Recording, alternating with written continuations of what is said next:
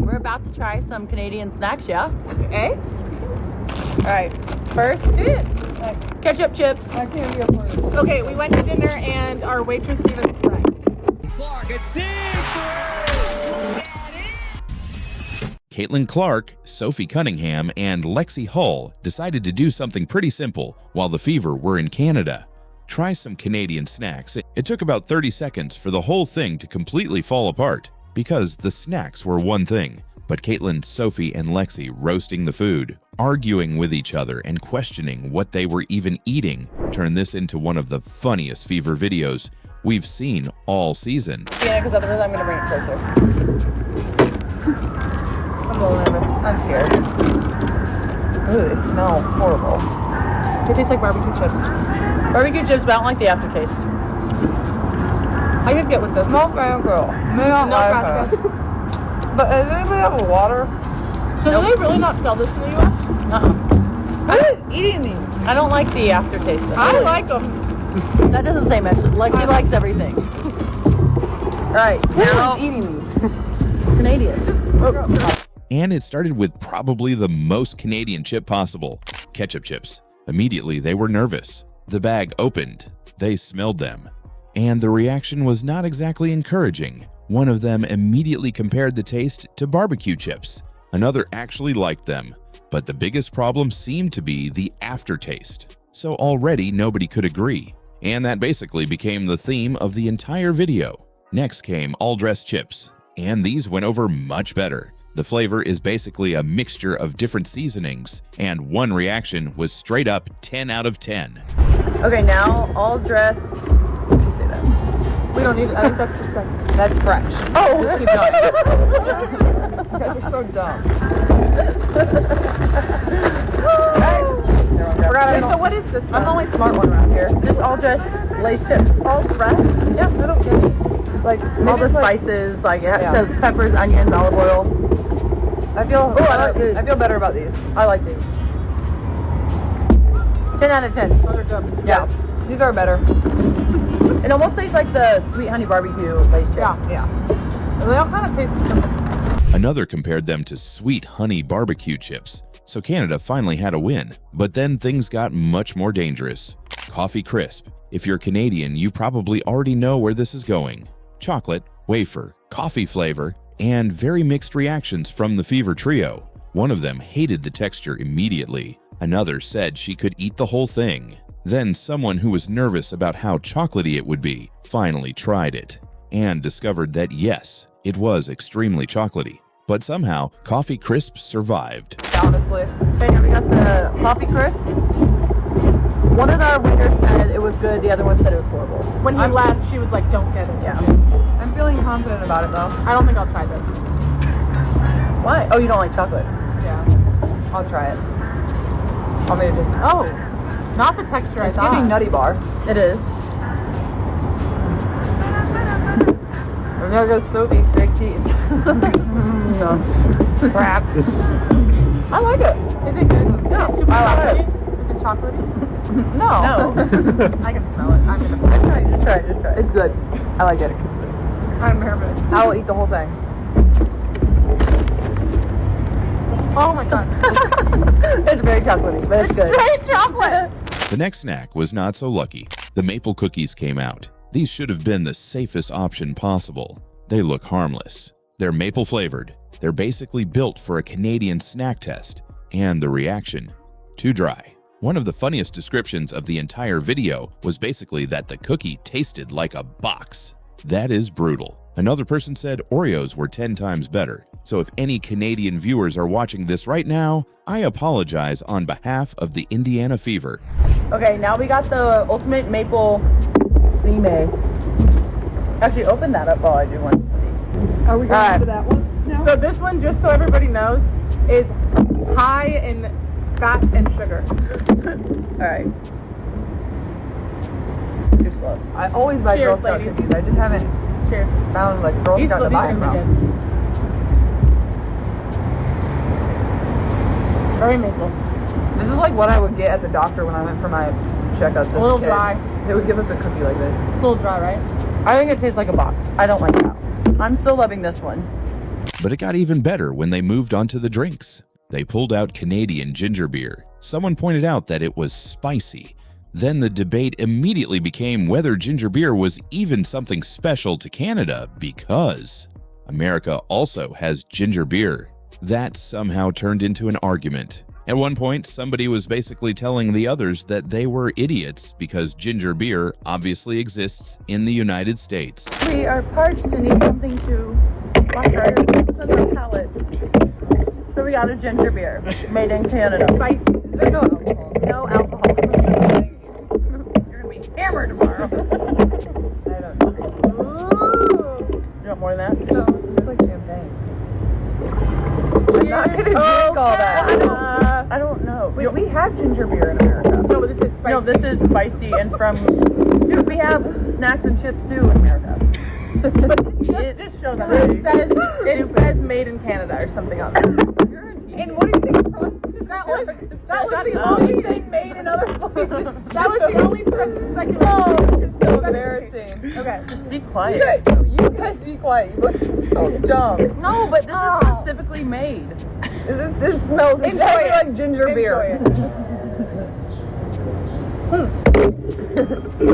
Tastes like ginger beer. Nice.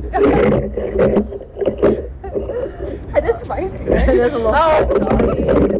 They don't make it like this in the U.S. Yeah. That's the only taste everything. And this is where you stop watching a snack review and realize you're basically just watching three friends mess with each other, which might be why the clip is getting so much attention, because Caitlin Clark usually goes viral for something completely different. A deep three, an insane pass, an argument with a referee, a hard foul, a record. But here she is sitting around eating chips and laughing with Sophie Cunningham and Lexie Hull. And fans clearly love seeing this side of the fever too. Then came what might have been the winner, Canadian gummy candy. Immediately, the mood changed. They compared them to Sour Patch Kids. Okay, I think we're all gonna like these probably the best. Yeah. Juicy Bears! We don't wait. Thank you, Sophie's credit card for buying this. Nope. America's sweetheart in the good old. I'm a foreigner.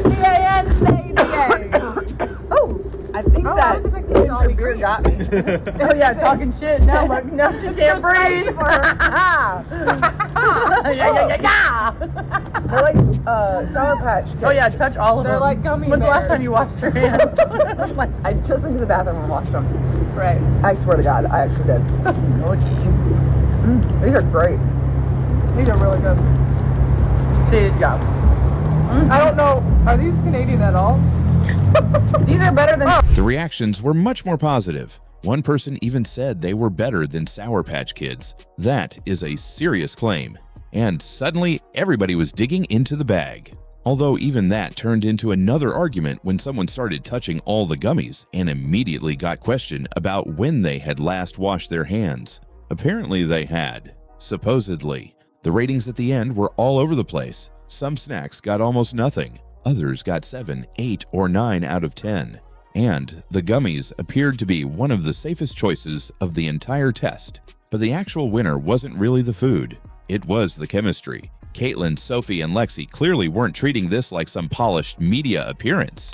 They were interrupting each other, arguing, making fun of each other, changing their ratings, and occasionally forgetting what they were even supposed to be reviewing. And that is probably why it's so entertaining. Because for all the stories we hear about the fever, all the controversy, all the supposed locker room problems, you watch something like this and it just looks like three teammates having fun. No WNBA politics, no referee drama, no hard fouls, just Caitlin Clark trying ketchup chips and somebody telling their teammate that they're dumb. Sometimes that is enough. And now I need to know what Canadian viewers think. Ketchup chips, all dressed, coffee crisp, maple cookies, or the gummies. Which one should Caitlin, Sophie, and Lexie have rated number 1? Because after watching this, I'm not sure the Indiana Fever should ever be allowed to review Canadian food again. You know, Ty's probably one of the best teammates I've had. Like, she's always there supporting everybody, like uplifting everybody. So it's really fun to see her kind of like come into her own and thrive. And whether she plays 2 minutes or she plays 20 minutes, she's the same person in the locker room and shows up and works every single day. Clark, a dig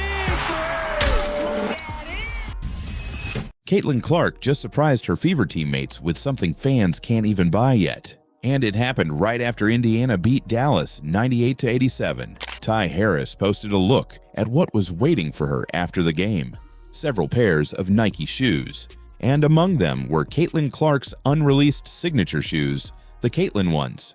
Those shoes don't officially release to the public until October, but Caitlin apparently made sure her teammates got early access. And honestly, this is the kind of small moment that tells you a lot about what is happening inside the Fever locker room, because people outside the team keep talking about drama, coach drama, teammate dramas, controversy, fans booing, players supposedly turning on each other, but the actual signs coming out of the locker room look very different. Highlight something wholesome because this is actually really cool, and it is the true story of playing for the Indiana Fever if you are able to withstand the circumstances and the noise and the discourse.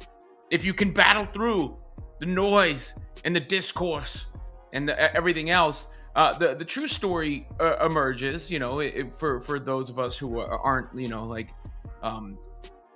turning everything into a controversy constantly, which would be that you get a bigger spotlight on you, obviously, right? And with that can come more opportunity. Sophie Cunningham has become extraordinarily popular.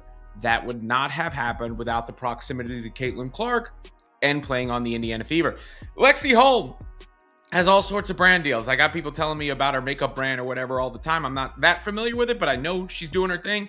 That obviously has happened being in proximity to Caitlin Clark and playing on the Indiana Fever. And there was a really nice exchange between Caitlin Clark and Ty Harris that could wind up, you know, leading to some deals for Ty. Indiana keeps winning, the players keep backing each other, and now Caitlin is handing out her own unreleased signature shoes. That does not exactly look like a broken locker room. And the timing is interesting because Caitlin had just delivered another huge game. She finished with 29 points and 10 assists against Dallas. Indiana won by 11, and Clark also became the fastest player in WNBA history to reach 700 career assists. That part matters because Caitlin is known for the deep threes, the logo shots, the crazy range. But 700 assists in record time tells you she is also constantly creating for the people around her. And now she appears to be doing the same thing off the court. The Caitlin one is a big deal for her. This is her first signature basketball shoe.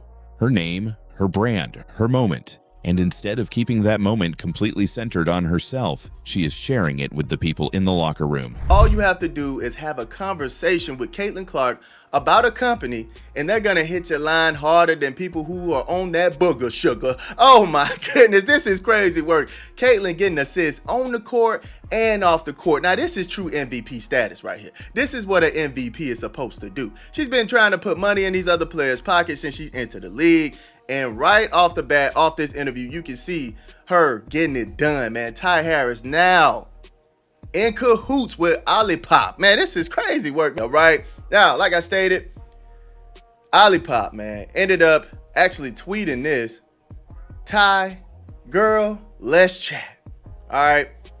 And this is all that happened. They came to the podium after the game, right? And listen to what happened. Why y'all be doing that? Why y'all superstars be doing that? Because y'all not sponsored by them? No, I don't drink all Caitlin, that. sorry. Yeah, there you go. Somebody else sign her. She's on the market. As you can see, man, Caitlin Clark dropping the gems. Hey, I'm not signed by them. All right, I'm not signed by them. That's why us superstars do that. That is where this story becomes bigger than sneakers, because being the biggest star on a team can easily create tension. Every interview becomes about you. Every road crowd comes to see you. Every broadcast follows you. Every mistake becomes a headline. Even your teammates get asked questions about you constantly. That can become exhausting. So when the biggest player on the team makes an effort to include everybody else, It matters. And we have seen Caitlin do this before. During All-Star Weekend, she gave away unreleased pairs of the Caitlin one. Fans got them. Other players got them. Courtney Williams and Natisha Hiedemann got pairs before the shoe officially launched. These for you. Yes. And these for me. Hey.